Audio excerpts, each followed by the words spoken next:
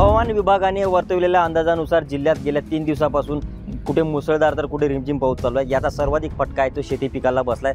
मी आहोत घाटंजी रोडवरील या शेतामध्ये जर पाहिलं तर शेतामध्ये अजूनही वळाणी आलेली नाहीत। शेताच्या कपाशी आणि सोयाबीनमध्ये जर पाहिलं तर पाणी साचल्याचं चित्र दिसत आहे। एकंदरीत जिल्ह्याची वार्षिक पर्जन्यमानाच्या 35% हा पाऊस आतापर्यंत पडलेला आहे। पण ज्या सकल भागामध्ये जे शेतकऱ्यांची पिकं आहेत त्या पिकांना मोठा फटका बसला आहे। सोयाबीन पिके आहे ही पिवळे होण्याच्या मार्गावर आहेत। या पडलेल्या पावसामुळे जमिनीच्या पातळीवरती पाणी आल्याचे चित्र दिसून येत आहे। आपण पाहू शकतो की जमीन लेवलनं ही विहीर पूर्णतः भरलेली आहे आणि त्यामुळे या पावसाचा अंदाज सतत पडत असलेल्या पावसाचा अंदाज आपल्याला येऊ शकतो।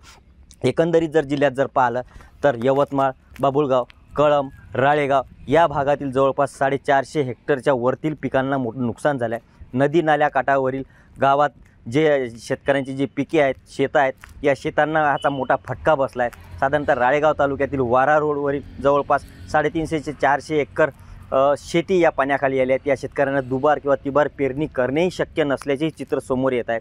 एकंदरीत जर पाहिलं जिल्ह्यात तर 4 दिवसापासून होत असलेल्या पावसामुळे शेतकऱ्यांच्या पिकांना मोठा फटका हा बसलेला दिसून येत आहे। निलेश फाळके, एबीपी माझा, घाटंजी, यवतमाळ। एबीपी माझा, उघडा डोळे बघा नीट।